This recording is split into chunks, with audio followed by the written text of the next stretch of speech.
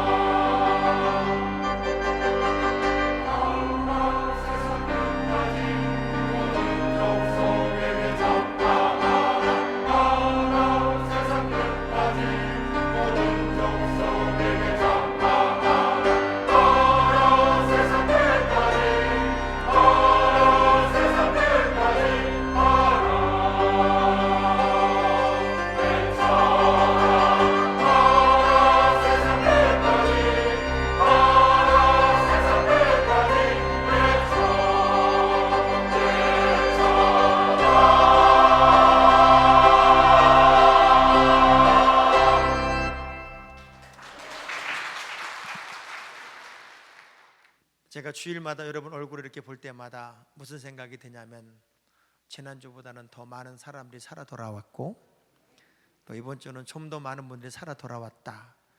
다음 주에는 성안교회 전교인이 돌아올 줄로 믿습니다. 바둑 기사들이요 바둑을 두잖아요. 특별히 프로 바둑 기사들이 바둑을 두면 제일 많이 두는 경우가 400수까지 둔다고 그래요. 400수. 근데 바둑을 다 둔 다음에 싹 갈아엎은 다음에 복귀해 보세요. 어떻게 뒀는지를 복귀해 보세요. 그러면 첫 수만 딱 놓으면 그 다음부터는 쫙 알아낸다는 거예요. 기가 막히게 상대방이 둔 것까지 다 찾아서 그대로 이제 바둑을 한 번 더 두는 걸 복귀라 그러는데, 궁금하잖아요. 어떻게 그 긴 바둑을 다 그대로 다시 둘 수 있을까? 순서도 안 틀리고 그래서 물어본다는 거죠. 이게 어떻게 가능합니까? 그랬을 때 그 바둑 기사들이 늘 하는 얘기가 뭐냐면, 매수 한 수 한 수를 의미를 가지고 두었기 때문에 우린 그 돌 위치 자리를 절대로 잊을 수가 없습니다. 그래서 첫 수만 딱 놓는 순간 나머지가 머리에서 쫙 그려진다는 거예요. 제가 왜 이 이야기를 하냐면, 우리가 수십 년간 예수를 믿었습니다. 하나님의 자녀라는 이름으로 살아온 시간들이 꽤나 긴 시간이었고, 여러분이 그때그때마다 있었던 자리들이 있었어요. 그리고 살아온 삶의 내용들이 있었어요. 지금 이 시점에서 다 흐트러내고 어떻게 살았는지 한번 복귀해 볼래요? 그랬을 때 매수 한 수 한 수가 과연 나는 의미 있는 수였을까? 그리고 그 자리가 부끄럽지 않은 자리였을까? 그리고 오늘 이 시점, 지금 이 자리에 있는 이 시간도 하나님 앞에 정말 의미 있는 시간으로 나는 예배드리고 있는 것일까 하는 것을 한 번쯤 생각해 봤으면 좋겠다 하는 생각이 들어서 제가 이 예를 시작으로 오늘 말씀을 나누려고 합니다. 코로나 이후에 과연 나는 바른 교회관과 바른 신앙생활을 했을까? 우리 하나님이 나를 보고 칭찬을 하고 박수를 치는 인생이었을까? 아니면 책망을 하고 교정을 촉구하는 인생이었을까? 아니면 끝없는 야단만 맞아야 되는 인생이었을까를 한 번쯤 생각해 보기를 기대하면서 제가 시리즈 설교를 이제 지난주부터 하고 있습니다. 지난주에는 에베소 교회를 통해서 어디서 문제가 됐는지를 찾아보고 제자리 찾기를 하자 하는 말씀을 나눴고, 오늘은 서문학 교회를 통해서 정말 끝까지 내가 주님이 오시는 그날까지, 아니 내가 주님 나라 가는 그날까지 정말 끝까지 충성하는 믿음의 사람이 되는 길, 그리고 이유가 무엇인지를 나누면서 은혜를 받으려고 합니다. 서모나라는 지역은 지금 우리가 이제 성지대를 가면 보통 폴리카 기념교회가 있기 때문에 이즈밀이라고 하는 도시인데 거기를 방문하게 됩니다.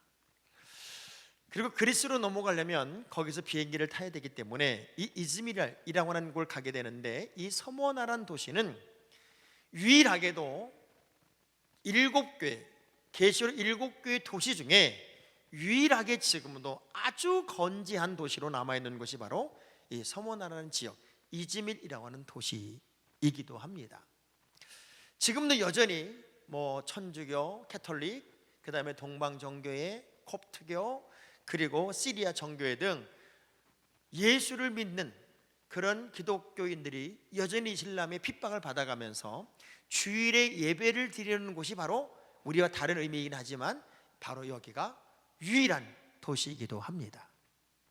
그러면 이 서모나교회 이야기가 기록될 당시, 요한을 통해서 기록될 당시에 과연 서모나라는 도시는 어떤 도시였을까를 한 번쯤 생각해 볼 필요가 있어요. 이 서모나라는 도시는요, 언덕 한켠에 전부 다 신전들을 모셔놓은 우상단지들이 넘치는 신전의 도시이기도 했고, 그런 로마 황제를 섬기는 특별한 황제의 신을 섬기는 그런 곳도 만들어놨고, 로마 황제의 도움을 받는 도시이기도 했으며, 굉장히 소아시아 지역 중에 아름다운 항구 도시 중에 한 곳이 바로 이 이즈밀 서모나란 지역이었습니다. 자, 생각을 해보세요. 눈만 뜨면 우상들, 이단 신전들이 막 축제를 벌리고, 그리고 황제 카이사 is the Lord, 가이사가 우리의 주가 됩니다라는 고백을 하지 않으면 그냥 죽음을 당하는 그런 곳, 그런 곳에서 그 모든 것들을 다 차단하고, 카이사라가 우리의 로드가 아니라 Jesus is my Lord, 예수 그리스도만이 우리의 주님입니다 라는 고백을 하게 되면 어떤 일이 벌어졌냐면 그냥 죽임을 당하는 거예요. 말도 못하는 핍박과 고난이 오는 거예요. 그런데 이 서모나라는 지역에는 항구 도시였기 때문에 유대인들이 디아스포라 되어서 많은 사람들이 와서 살았어요. 특별히 항구 도시인 이곳에서 유대인들은 기독교를 따르는 사람들을 같은 동족임에도 불구하고, 같은 민족임에도 불구하고 그렇게 핍박을 하고 그렇게 모함을 하고 그렇게 못살게 굴어서 우리 예수님이 이 유대인들을 뭐라고 얘기를 하냐면 사탄이라고 말할 만큼 굉장한 핍박을 줬던 민족이 동족, 같은 민족이었습니다. 이런 환경에서 나는 그럼에도 불구하고 예수 그리스도를 믿습니다, 그분은 내 인생의 주인이십니다, 이렇게 당당하게 고백하고 예수를 믿는 사람들이 얼마나 핍박을 당했겠으며, 얼마나 고난을 당했겠으며, 얼마나 가난했겠으며, 얼마나 힘들었겠는가 하는 것을 여러분은 느끼게 돼요. 그런데 참 신기한 건 그런 고난과 역경과 어려움 속에서도 이들은 믿음을 지켜내요. 그리고 어려우면 어려울수록 우리 주님께 가까이 다가가는 뜨거운 열정을 보이고 있었기 때문에 교회가 사라지지 않고 교회가 탄탄히 서가는 모습을 보면서 우리 주님은 이 서문학교의 교인들을 박수밖에 칠 수가 없었어요. 그래서 유일하게 계시록 7교회 중에 책망이 없이 칭찬만 받은 교회가 2교회인데 하나가 서문학교예요. 그리고 이 서문학교회는 가장 고통스럽고 아픈 고난의 이야기 속에서 그 고난을 멋지게 뛰어넘는 이야기로 박수를 받게 되었고, 또 하나가 받은 칭찬받은 교회 빌라델비아 교회인데 이 빌라델비아 교회는 풍요로움 속에서, 여유로움 속에서 믿음을 잘 지킨 교회로 박수를 받게 돼요.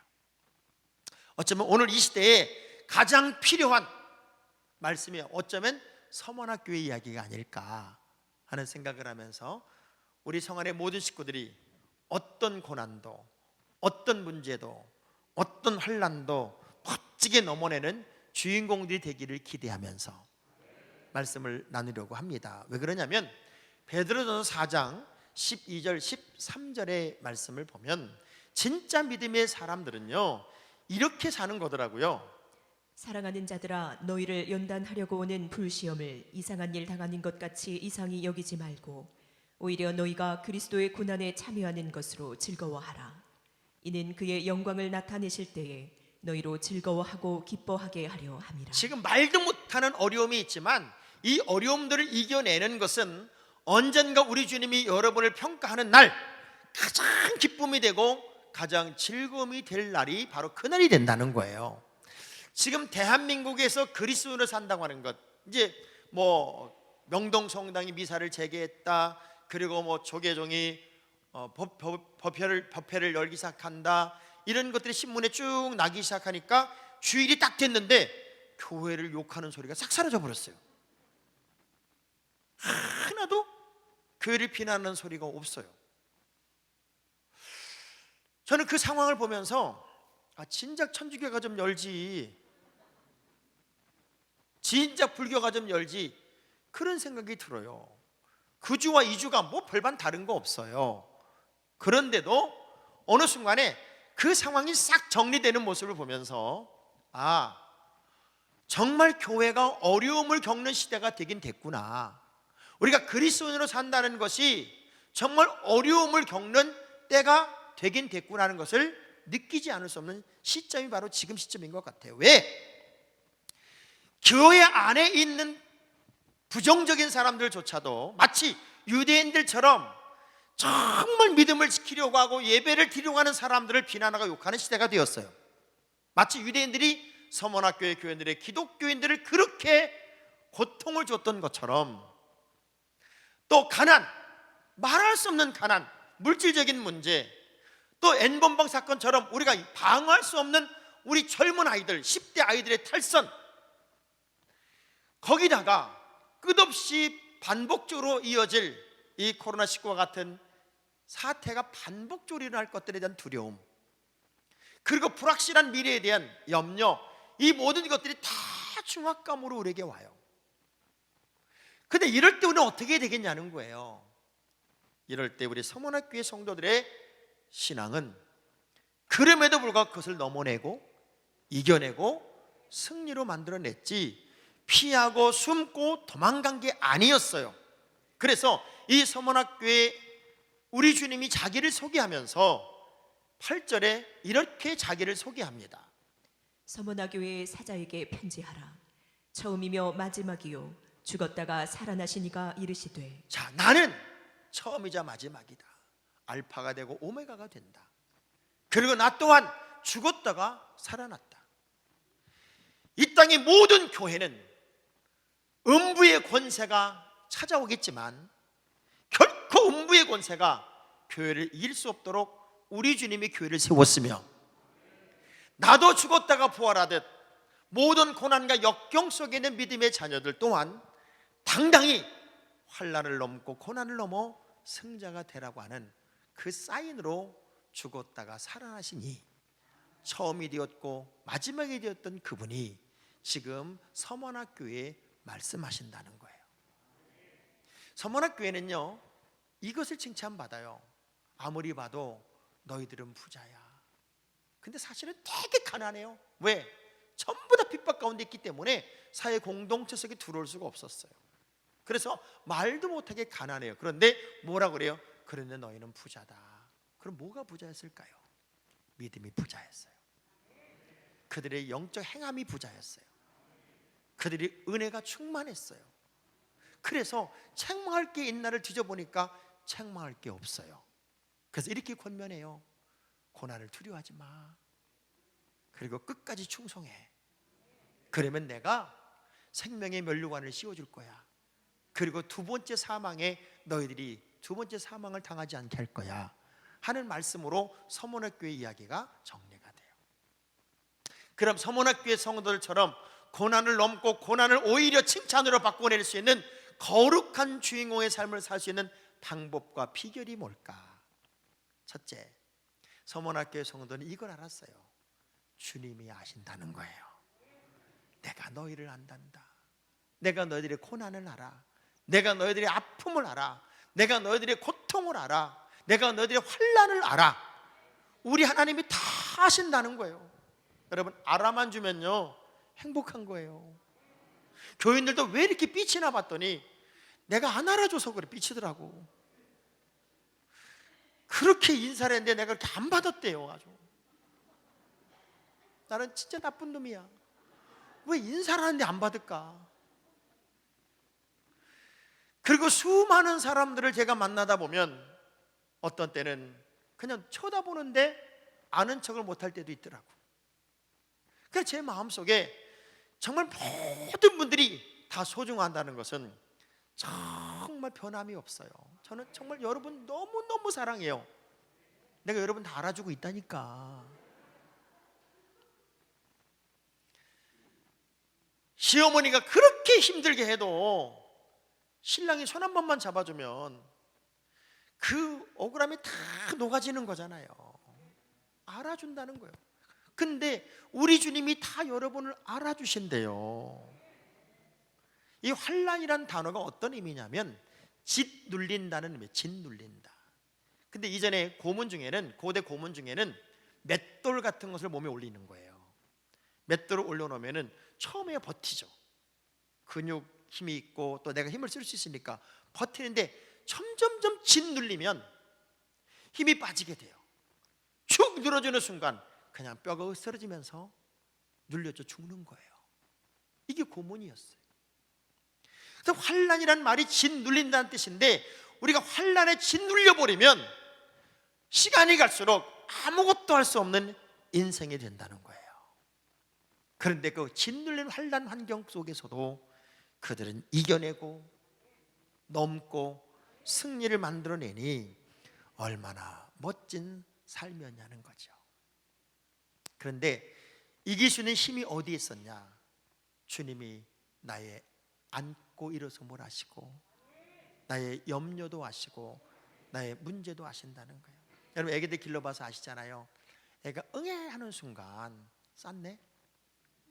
응애 하는 순간 저거 배고프네? 응애 하는 순간 뭐라 그래요? 어디가 불편한가 보다. 엄마들은요 울음소리로 다 알아내요. 아주 마술사야. 보통 똑똑한 게 아니야.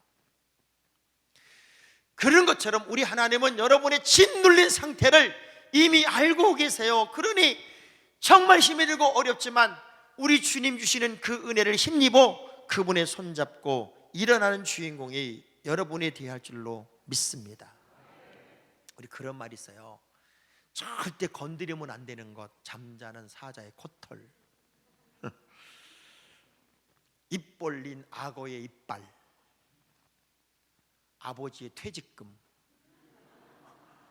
동창회 만나고 온 아내, 동창회 갔다 온 아내를 건들면 안 된대요. 그 순간 확 일어난답니다. 여러분, 알면 행복이 와요. 알면 기쁨이 있어요. 옛날엔 전보를 칠 때 모르스보로 쳤어요. 모르스보 알잖아요. 이전에 군대에서도 막 암호는 또 돈돈스돈 하는 게 있었어요. 우리 학교 다닐 때 그런 거 배웠어. 스스 돈돈 뭐 돈돈 스스 이렇게 해가지고 여기서 막 치면은 저기서 알아먹어 적어 이렇게 다 적어. 아버님 사망 막 적어. 그래서 그 전보가 갔어요. 그런 것처럼 우리가 여기서 조금이라도 신음소리를 내면 우리 하나님은 아신다는 거예요. 여러분의 환난과 여러분의 고난과 여러분의 역경과 여러분의 아픔을 아셔요. 그걸 믿으면 우리는 용기를 낼 수 있어요. 그걸 믿으면 우리는 다시 일어날 수 있다고요. 다윗에게요 몰려온 사람들이 있었어요. 우리 사무엘상 22장 2절의 말씀을 보면 다윗에게 막 몰려온 사람들이 있었어요. 어떤 사람이 몰려왔냐면 환난당한 모든 자와 빚진 모든 자와 마음이 원통한 자가 다 그에게로 모였고 그는 그들의 우두머리가 되었는데 그와 함께한 자가 400명. 환난당한 자, 빚진 자, 마음이 원통한 자, 이런 사람이 갑자기 광야에 있는 다윗에게 막 몰려와요. 왜 몰려온 줄 알아요? 그들의 원통함, 그들의 아픔, 그들의 억울함을 다윗이 알아주니까, 다윗이 품어주니까.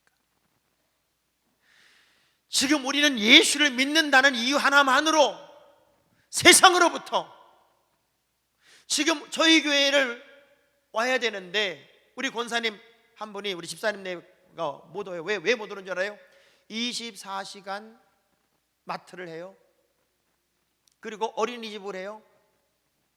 학부모들 중에 이렇게 묻는 사람이 있었대요. 교회 갔다 왔어요? 그럼 우리 애 보내기 어려운데? 이렇게 말하더라는 거예요. 전 어저께 결혼식장을 갔다 와서 결혼식 주례도 했어요. 바글바글해요. 사람들이 말도 못하게 많아요. 무슨 사회적 거리의 개뿔 다 붙어 있었어요. 밥도 다 먹더라고요. 그리고 결혼식이 순서대로 난 결혼식 하나도 안 하는 줄 알았어요. 지금 다 순서대로 붙어 있어요. 언제부턴가 우리는 이상한 프레임에 더 씌워져서 매스컴이 세상 사람이 하는 말이 교회만 집중하고 있으니까 그 소리에 세뇌가 돼서 교회 가면 코로나 걸리고 예배드리면 확 퍼지고 이런 두려움에 그런 프레임에 갇혀버렸어요. 그런데 세상을 다녀보니까 말도 못해. 그것이 원리라면요 어제 결혼식에 갔던 사람들은 다 걸려야 돼. 다 걸려야 돼. 근데 한 명도 안 걸렸더만. 우리 옆 사람을 눈으로만 쳐다보면서 우리 정신 차려야 되지 않을까요? 한번 인사 한번 해봐요. 우리 시편 139편 2절부터 4절까지의 말씀을 보면 주께서 내가 앉고 일어섬을 아시고 멀리서도 나의 생각을 밝히 아시우며 나의 모든 길과 내가 눕는 것을 살펴보셨으므로 나의 모든 행위를 익히 아시오니 여호와여 내 혀의 말을 알지 못하시는 것이 하나도 없으시니이다. 다 아신대요. 다 아신다고요. 그러니 걱정하지 마세요. 하나님의 손만 잡으면 돼요. 주님의 영광을 위해 살면 돼요. 우리가 두려워하는 것보다 더 중요한 것은 이것을 넘은 자가 박수를 받는다고 얘기해요. 사람이 제일 행복할 때가 언제인 줄 알아요? 칭찬받을 때예요. 그래서 그런 책도 나왔었잖아요. 칭찬하면 고리에도 춤을 춘다면요. 우리 옆 사람 한번 쳐다보면서 마스크를 써도 이렇게 어떻게 이렇게 이쁘세요? 이 말하고요, 옆 사람 쳐다보고 야, 마스크 쓰니까 볼 수가 없네, 봐줄 수가 없네, 이거 하고요 사람 기분 금방 다르게 만들어요. 하나님은 여러분의 모든 삶과 상황과 어려움과 고난의 문제까지도 다 아시니까 이 서문학교의 교인들은요, 지금 당하는 말할 수 없는 고난과 역경도 우리 주님이 나를 아신다는 것을 믿었기에 흐트러짐 없이 당당히 이겨나간 거예요. 그러면서 주님 뭐라고 그래요? 고난을 두려워하지 마라. 절대로 고난을 두려워하지 마라. 고난을 두려워하지 말라는 이유, 근데 어느 정도 고난이었냐면요, 그러면서 열흘 동안 너희들을 불 속에 던질 것이고 그리고 옥에 던질 것이고 열흘 동안 고난이 있을 것이고 이렇게 말씀을 해요. 근데 고난이 열흘이라는 의미는 뭐 짧은 시간이다 이렇게도 해석을 하겠지만 이 고난의 어떤 한계를 넘지 어려울 만큼의 극단적인 고난이 올 거라는 의미이기도 해요. 가만히 보면 초대 기독교인들의 박해가 언제부터 시작이 되냐면 네로 황제 때부터 시작이 됩니다. 네로가 37년부터 즉위를 했으니까 이 네로라는 놈이 얼마나 나쁜 놈인 줄 아세요? 16살 때 왕이 됐고요 25살 때 자기 아내를 죽입니다. 그리고 온 모친을 죽이고 온 형제들을 다 죽여버려요. 그리고 온 시내에다 불을 다 질러버리고 유대인들한테 다 뒤집어 씌웠단 말이에요. 자, 이렇게 시작된 기독교 박해가 여러 황제, 거의 10대 황제들을 거치면서 313년 콘스탄틴 대제가 기독교에 대한 자유를 선포하기 전까지 거의 275년간 계속이 됐어요. 그 275년 동안 Caesar is my Lord예요. 황제가 곧 로드다, 주다.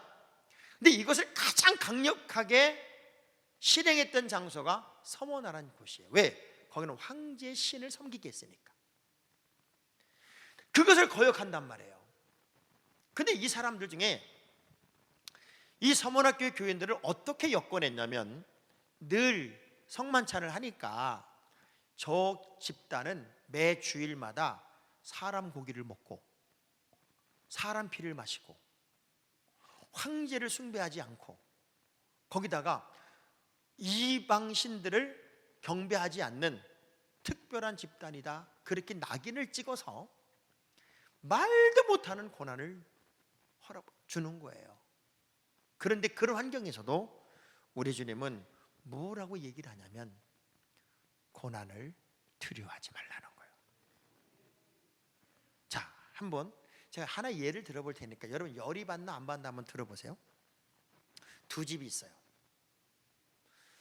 근데 한 집이 새로 이사를 오면서 이분이 반찬을 만들길 좋아하고 나눠주길 좋아하니까 반찬을 만들 때마다 바지 뚝 떨어서 앞집에 갖다 줘요.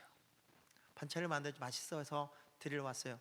처음에는 아유 뭘 이런 거 가져오냐고 고맙다고. 근데 이게 매일 됐어요. 매일.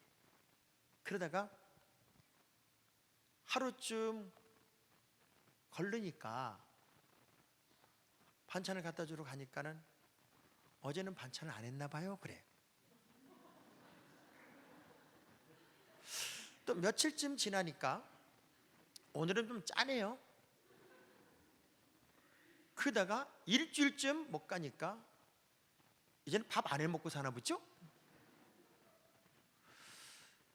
야,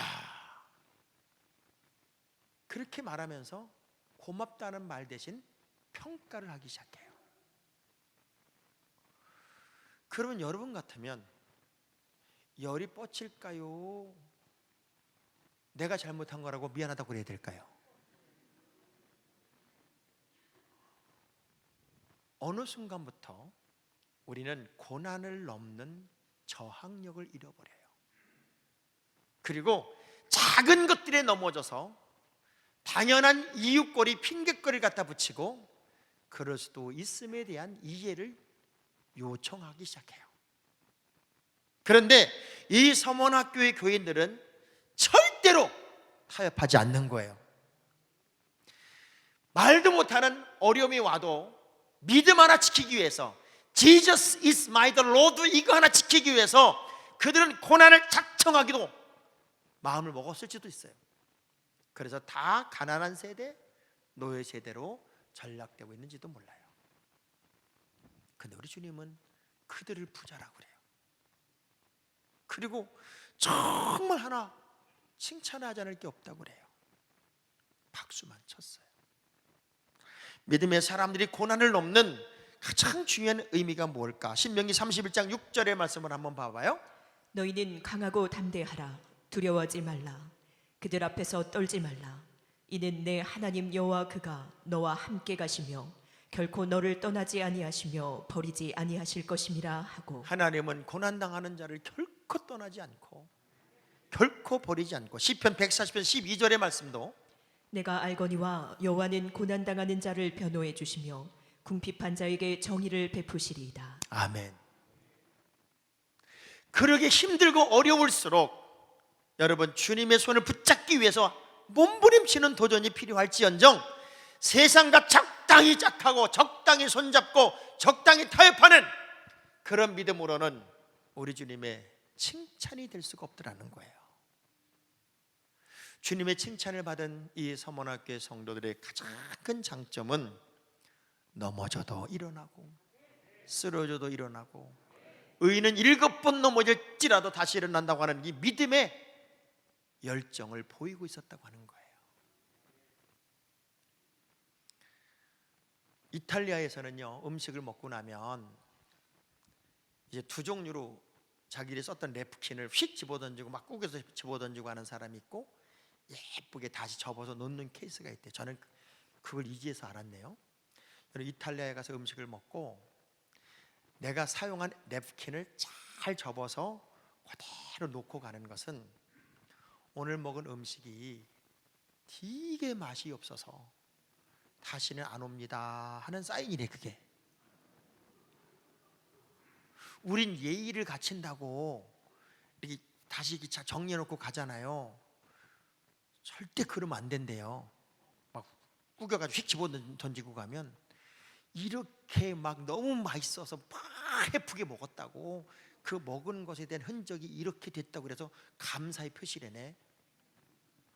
이태리 식당을 가면은 냅킨을 막 구겨서 버리시기 바랍니다. 우리가 알고 있는 세계와 또 일반적인 세계가 다를 수 있어요. 영적인 세계와 일반적인 세계가 달라요. 하나님은 어떤 고난이 와도 두려워하지 말고 고난을 넘어 승리자가 되기를 원하고 있었고, 이 서문학교 성도들은 그 말할 수 없는 고난에서도 두려워하지 않고 승리한 주인공임을 여러분 기억하시기 바랍니다. 우리도 두 주먹 불 끈지고 나도 승리하겠습니다. 절대로 고난에 지지 않겠습니다. 그러면서 뭐라 그래요? 죽도록 충성하래. 죽도록. 이 죽도록 충성하라는 의미는 새로운 마음을 가지라는 게 아니에요. 지금까지 해왔던 방식을 계속 밀고 가라 그 얘기예요. 하나님의 자녀다운 삶의 방식을 유지하라 그 얘기예요. 새롭게 뭐 할 게 아니다 그 얘기죠. 지금 내 가슴에 뜨거움, 그 열정, 고난을 대비하는 모든 믿음의 내용, 이 모든 것들에서 다른 생각하지 마라. 그 믿음으로 계속 가는 게 중요하다는 거죠. 그래서 죽도록 충성하라는 의미는 끝까지 가보자, 끝까지 승리하자, 끝까지 이기는 자가 되자. 그러면 내가 생명의 멸류관을 씌워줄 것이고, 그렇게 이기는 자는 둘째 사망의 해를 당하지 않을 것이다 하는 이 약속의 말씀은 너무나도 오늘 우리에게 소중한 말씀이 아닐까. 감정이란 단어는요, 느낄 감의 감정과 섭섭할 감의 감정 두 개가 있어요. 달라요. 나는 희노애락을 느끼는 감정이 있어요. 꽃을 보면서 와, 감정이 풍부해지네 내가 할 때는 느낄 감이에요. 그런데 정말 열받게 하는 사람을 보면서 여러분이 말할 때 감정은, 나 저거한테 늘 감정이 있어, 이럴 때 감정은 섭섭할 감이에요. 그래서 똑같은 감정 이야기인데 이 느낄감과 섭섭할 감의 사이에는 뭐가 있냐면 열불이 있어요. 열불. 열불이 뭔 줄 알아요? 혈기가 있다고 해요. 혈기.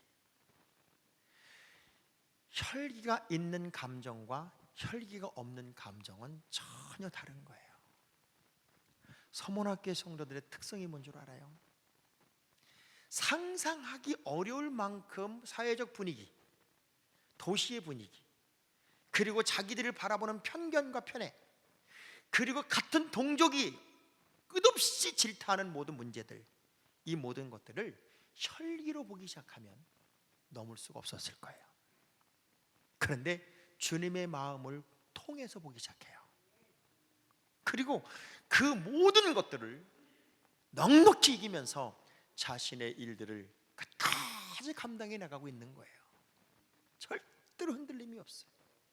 이번 코로나19를 보면 제가 가장 박수를 쳐주고 싶은 사람들이 이분들. 한 번도 변함이 없었어요. 저 숫자가 너무 감사해요. 성가대가 제일 위험해요. 왠 줄 알아요? 저분들은 일찍 와서 연습을 해야 돼요. 마스크 쓰고 했는지는 모르겠어. 근데 그렇게 모여서 하는 연습이 얼마나 어려워요. 제일 위험군이 저분들이었어요. 저기가 집단 감염의 원상일 수 있었어요. 제일 많이 겁을 먹어야 되는데 끝까지 저 인원이 저 자리를 지키고 있었어요. 네. 그리고 언젠가 저 마스크를 벗고 노래 부르는 날 아마 3배, 4배는 튈 거예요, 목소리가. 그리고 해방의 기쁨이 뭔지를 맛보게 될 거예요. 어떤 나쁜 놈이 주일 예배 드리는데 목사가 마스크 안 쓰고 설교했다고, 그것도 위법이라고. 그런 놈도 있는 시대를 살았잖아요, 우리가 지금. 세상은 다 그래요. 어쩔 수 없어요. 그러나 우리는 믿음으로 이길 거예요. 그리고 보란듯이 역전의 이야기를 만들어낼 거고요. 다음 주는 이런 분들만 오지 마세요. 하와이에 사시는 분, LA 사시는 안병규 집사, 뭐 이런 분들만 오지 마세요. 그리고 수술했는데 도저히 병원에서 나올 수가 없는 분, 나는 이상하게 교회 가서 예배드리면 코로나 걸릴 것 같은 믿음이 확실하게 생기는 분, 이런 분들은 오지 마세요. 그러나 이런 것조차 내가 못 넘고 이것 때문에 예배 못 드려? 그런 오기가 생기는 분들은 다음 주부터는 다 나오세요.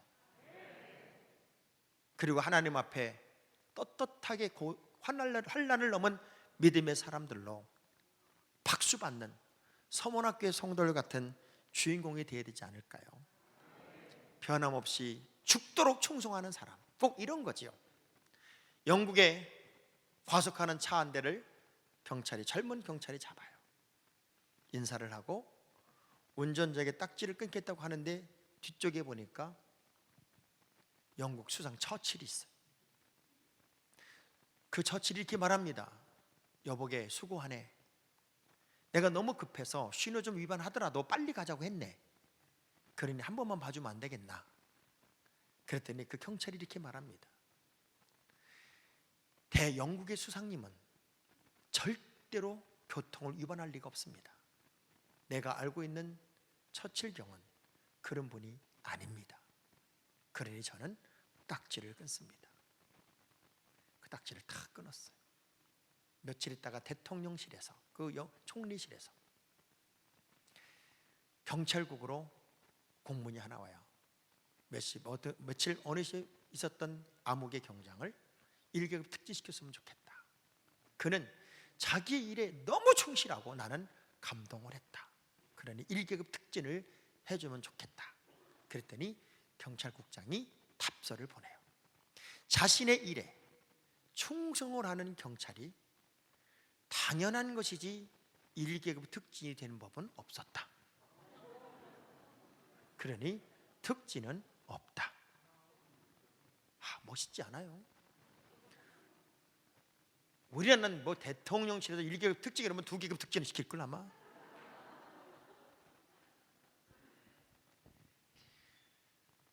자기의 역할, 자기의 일을 끝까지 해내는 것, 우리 하나님의 사람으로서 하나님의 사람답게 죽도록 충성하는 것, 이것은 당연한 일이 아닐까. 서문학교 성도들이 왜 이렇게 칭찬을 받았을까요? 좋은 안경, 평안할 때 누구라도 칭찬할 수 있겠지만 그건 진정한 칭찬이 아니에요. 고난과 역경을 얼마나 멋있게 넘었느냐가 진정한 칭찬이 되지 않을까요? 지금은 여러분이 칭찬을 받을 것이냐 아니면 그저 아무것도 아닌 인생이 될 것이냐를 결정지어야 할 때가 지금인 것 같아요. 다시 성안의 모든 가족들이 우리 주님으로부터 칭찬만 받는 명품 하나님의 사람으로 이 고난을 당당히 이겨내는 주인공이 꼭 될 수 있기를 주의 이름으로 축복합니다. 우리 한번 찬양하겠습니다.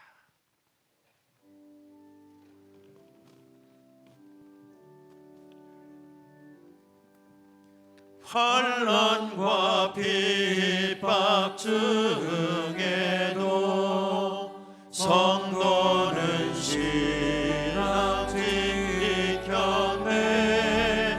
이 신앙 생각할 때에 기쁨이 충만하도다.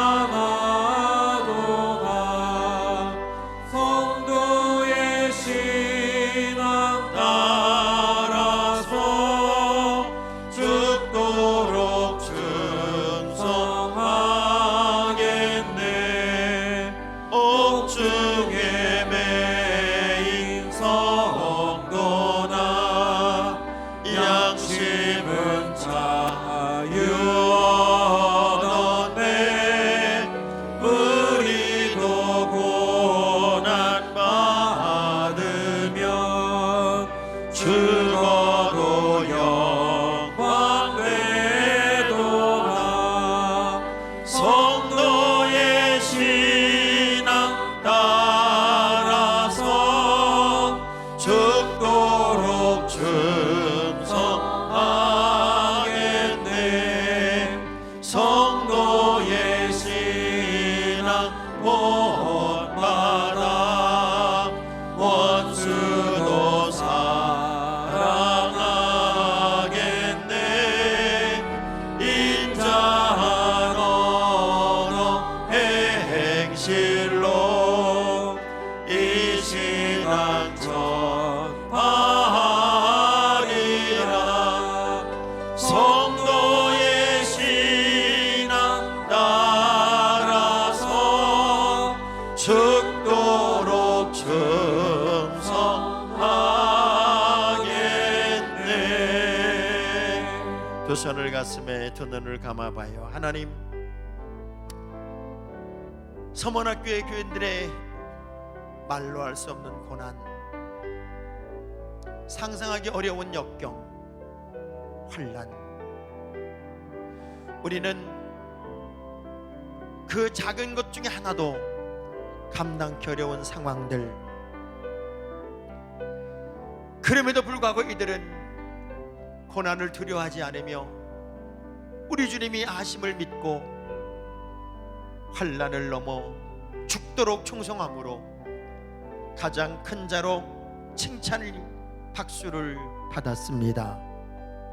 우리에게도 그 믿음을 허락하여 주옵소서. 그 뜨거움을 허락하여 주옵소서. 하나님, 다니엘처럼 믿음을 지키기 위해 사자굴에 들어갈 만큼의 용기가 이제 우리에게 필요하며 열정이 필요하며 환난을 넘는 도전이 필요함을 알았습니다.